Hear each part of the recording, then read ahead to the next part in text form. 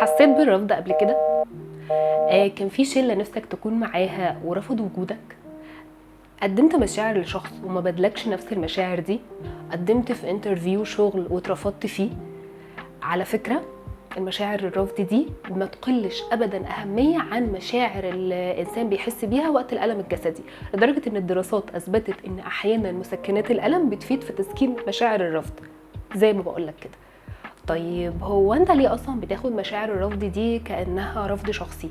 هو الانترفيو ما كانش يعرفك اصلا، وربنا اراد انك ما يكونش ليك مكان في الشركه دي او في المكان ده علشان هو رايد لك خير تاني قدام.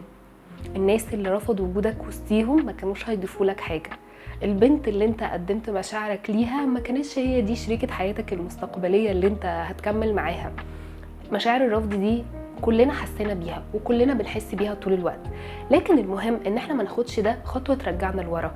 الرفض موجود في الحياه، لكن بنتعرض له زي اي حاجه تانية، زي ما بنتنفس، زي الشهيق والزفير.